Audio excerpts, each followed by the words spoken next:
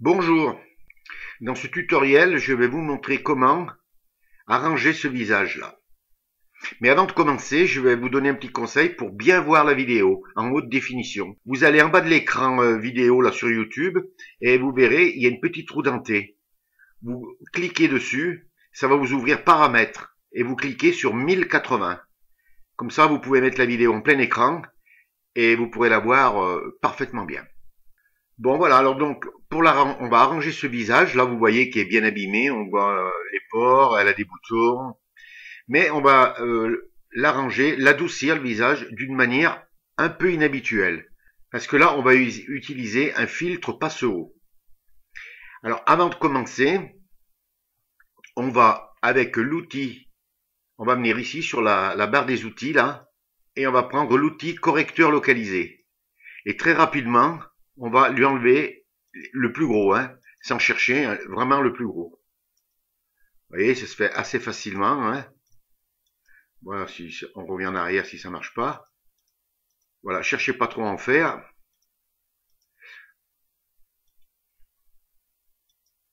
Voilà.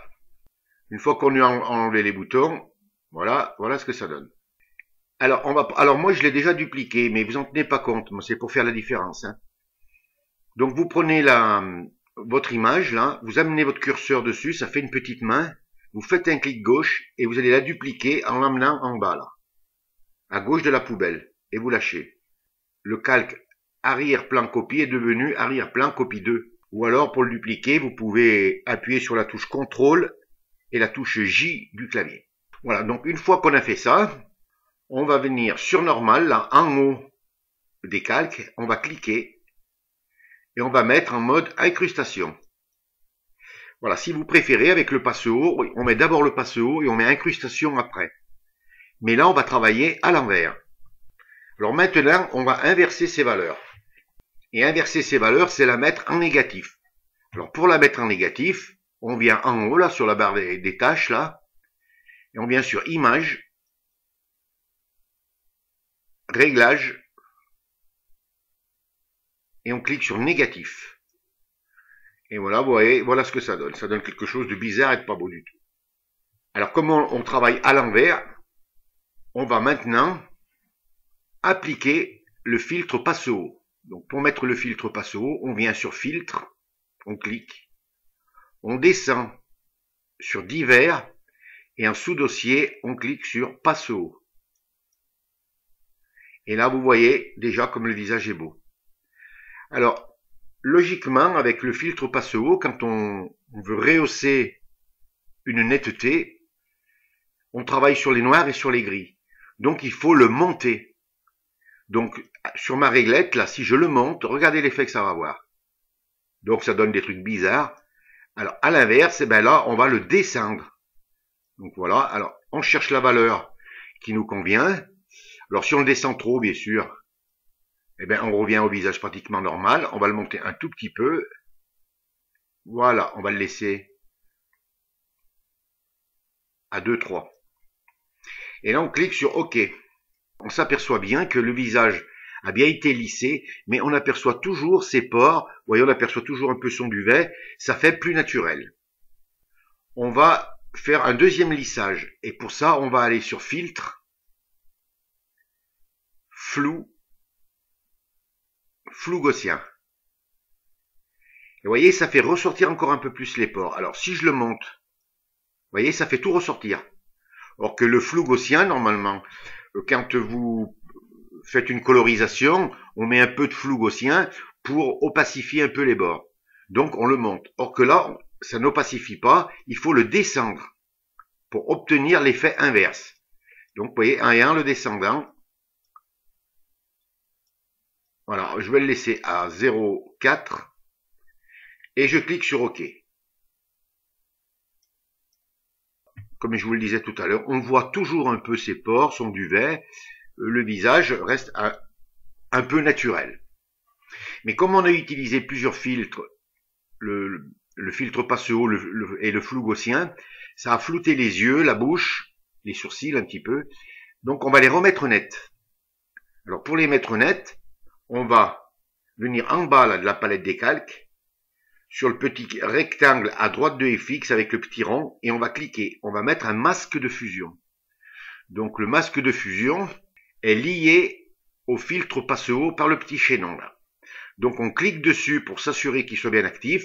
Vous voyez, ça fait une petite, des petits traits blancs autour. Si j'active le passe-haut, c'est lui qui va avoir les traits blancs. On se met bien sur le masque de fusion et on clique. Là, il est actif. Il est blanc, il est positif.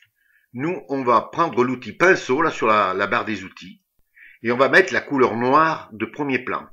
Alors si vous n'avez pas si c'est inversé comme ça, ben vous cliquez sur la touche D, sur la touche X du clavier et ça vous remet le noir en premier plan. Ensuite, vous faites un petit clic droit, vous mettez la dureté à 0. Vous voyez, ça vous donne ça va opacifier votre tampon et on verra pas les bords du tampon qu'on va gommer. Ensuite, bon, ben on choisit une épaisseur. Hein. Alors pour choisir l'épaisseur, vous faites Alt, clic droit, à gauche vous réduisez, à droite vous augmentez. Alors on va le mettre à peu près de cette taille. Et là on va peindre. Alors on va bien faire. Et vous voyez, regardez, on voit, ça enlève tout le flou. Ça redonne la netteté aux yeux. On fait pareil pour celui-là.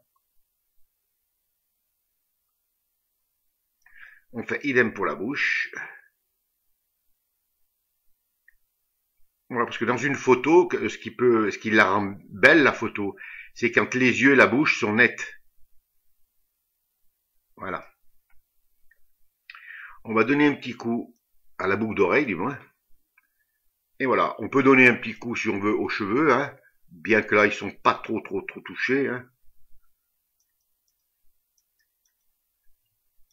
Donc, vous voyez quand même que ça fait un beau visage. Et il reste assez naturel dans le sens comme je vous dis, on voit toujours un petit peu les pores et son petit duvet. Alors, on va faire un peu la différence en enlevant le passe-haut. On s'aperçoit quand même qu'elle a le visage assez abîmé. Mais regardez, avant, donc on enlevait les boutons. Et voilà le résultat final.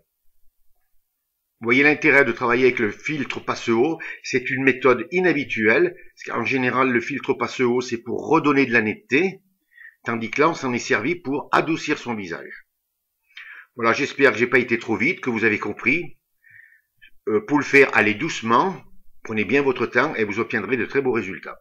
Voilà, ce tutoriel est terminé. J'espère que vous aurez appris quelque chose. Si vous avez aimé, vous cliquez sur j'aime. Si vous avez des questions, n'hésitez pas à les poster. Je vous dis au revoir, merci et à une prochaine fois.